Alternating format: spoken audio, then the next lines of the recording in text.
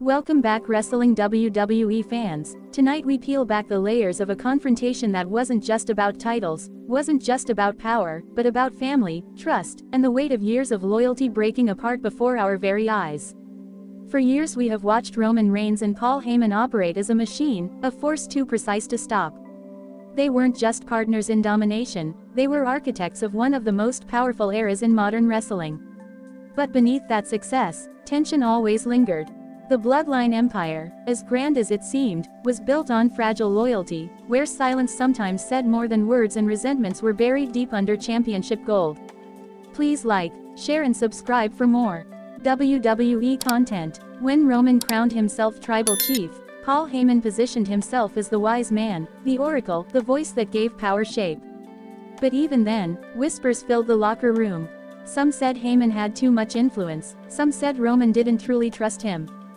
Through every feud, every betrayal, every time the Usos fell into line or broke away, Heyman was there. He was the glue when Roman doubted, the voice when Roman's silence grew too heavy. But what happens when the glue begins to crack? On Raw, July 21st, that crack became a canyon. The tension was visible the moment Roman entered the arena. His face wasn't that of the untouchable champion, but of a man carrying ghosts.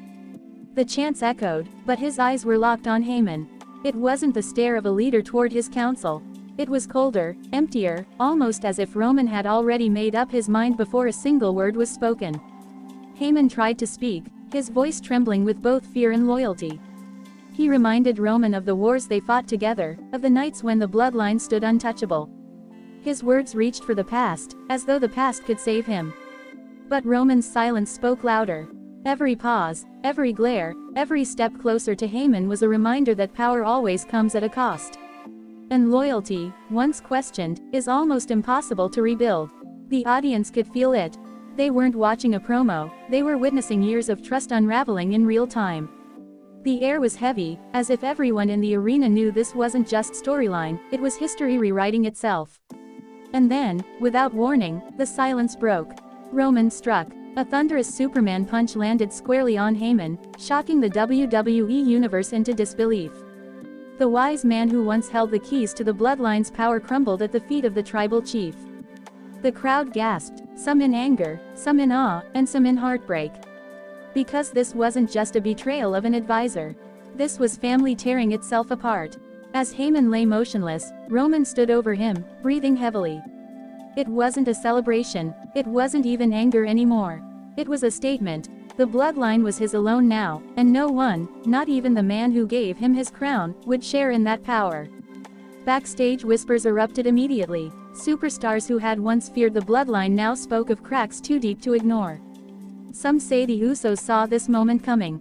Others whisper that Jacob Fatu had warned Heyman weeks ago. The trust that once defined Roman's reign has been shattered.